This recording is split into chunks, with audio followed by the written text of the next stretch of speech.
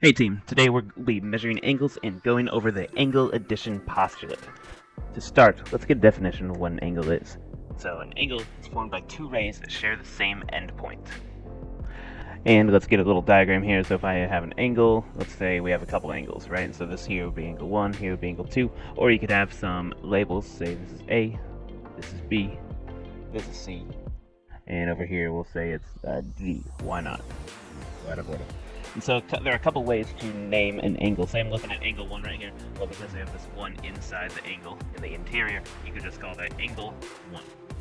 And you can use the little angle symbol as instead of writing the word angle. You could also name this angle 1 over here as angle AGB. Notice the vertex where they meet, G is in the middle. Or you could go the other way and say it's angle BGA before labeling angle 1. The one thing I can't do is you can't say it's angle 3, because is that referring to angle 2? Is it referring to angle 1? Which side is it? I don't know, so that would be a bad name. But the other three, that clearly states what you're looking for if you're trying to name angle 1 up here. So that's how you name it. Awesome, awesome. Another thing that helps us with angles is we have a postulate which states every ray on one side of another ray can be paired 1 to 1 with a real number from 0 to 180. So think of a compass, think of a protractor. Here, let's get that picture up. And so here we have a protractor, and we have every dot has a different number. And similar with a segment or a ruler, you have one mark equaling one number. Another mark is a different number. Same thing here, no exception. It's just on a curved line. It forms a circle or a semicircle, half a circle, and that's where we get our markings. One mark equals one number. And so over here it's 10. You can't say this 20 is going to also be 10. No way, not at all. It's a 1-to-1 ratio. So we have one mark equaling one number. All right. Let's look at our next postulate, which is the angle addition postulate. So here we have an angle addition postulate, and if point B is in the interior of angle AOC, then angle AOB plus angle BOC is equal to angle AOC. Okay, so that requires that we have a diagram. So let's go ahead and draw that. So we have an angle here, and it looks like a couple angles. So B is in the interior of AOC. Okay, so that means B is going to be right here, because it will be on the inside of the angle. And so that means AOC would be here. So angle A, O being the vertex, and C somewhere over here. And we'll get our arrows on as well. So here we have the big angle AOC. B is in the interior.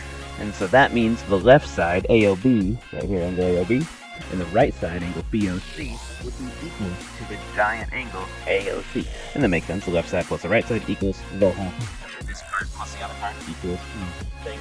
Similar to segment addition postulate, but now we're working with angles. Alright, let's take this definition and let's look at an example. So here we have a diagram where we have if the whole thing, JML equals 155, what are the lengths of angle JMK and KML? Okay, so JMK is the left side, KML is the right side. We're asked to find the length. Well, based on the angle addition postulate, we know the angle JMK, the left side, plus the right side, angle KML, will be equal to the whole thing, angle JML. And so we have the left side plus the right side equals the whole thing, one part plus the other part equals the whole thing. Awesome. Well, what do we know about this problem? Well, we know JML equals 155. We'll set that equal. Well, we will substitute 155 for JML. Then we have KML is this expression, 3x plus 14. 3x here, let me erase that. So 3x plus 14. Then we have angle JMK as 4x minus 20. Alright, so now we have an algebra problem. Let's combine our like terms on the left side. So we have a 4x and a positive 3x. And we also have a negative 20 and a positive 14. So let's combine our like terms. So 4x plus 3x will become 7x. Negative 20 plus a 14 would end up being negative 6. And all that is equal to 155. Okay, Next thing, looks like we have to add 6 on both sides. It's just a two-step equation. And so negative 6 plus 6 will be 0, so that cancels each other out, leaving you just 7x on the left side. What you do on one side, you must do to the other side of an equation, so 155 plus 6 gives us 161. Lastly, 7 is multiplying x, so let's divide 7 on both sides, and that will give you x to equal 23. Alright. And we're not done there. So we have x equaling 23, but the question is asking the length of JMK and the length of KML. So let's plug that in. So angle JMK would equal 4x minus 20. However, we know x equals 23 right here. So let's plug in 23. So JMK is now 4 times 23. Minus 20. Alright, and so 4 times 23 will give us 92 minus 20, and that's going to be a length of 72. Okay, let's do the same thing for angle KML. Let's see, so this one will have 3 times 23 plus 14. And so we have 23, that will give us 69 plus 14. And that will leave you with 83. So angle KML will give you 83 degrees. JMK will give you 72 degrees. Add these together, and they should give you 155. That's a way to check, making sure we did it right. Yes, they do add up to 155. All right. Let's try another example.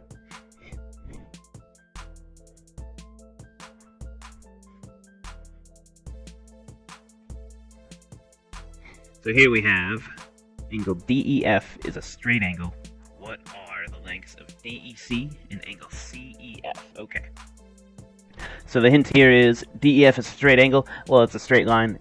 All straight lines, all straight angles have 180 degrees. So in our postulate, angle addition postulate, we're going to set the left side, angle DEC, plus the right side, angle CEF, equal the whole thing, angle DEF.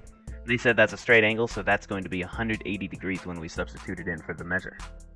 Angle CEF will be this expression 2x plus 10. And angle DEC will equal the expression 11x minus 12. Similar to last time, you'll combine your like terms, so I see 11x and a positive 2x. I see a negative 12 can combine with our positive 10. Let's combine our like terms. So 11 and 2 will become 13x. Negative 12 plus 10 will become negative 2, and all that will equal 180 degrees. Add 2 to both sides, and 13x will equal 182. So when you divide 13 on both sides, x will equal 14. And again, they're asking for the lengths of DEC and CEF, so we're not done right there. We have to plug it back in. So angle DEC has the expression 11x minus 12, so instead of writing x, you will multiply it by 14, and then subtract 12. So 11 times 14 is 154, minus 12, and that will give you 142 for angle DEC. And then when you have angle CEF, you'll have 2 times 14 plus 10, so 2 times 14 will give you 28, add your 10, that will be 38. So angle CEF equals 38. And together 142 plus 38 does indeed add up to 180 degrees as your check. And there we go. Let's look at one more problem. I'll go over here.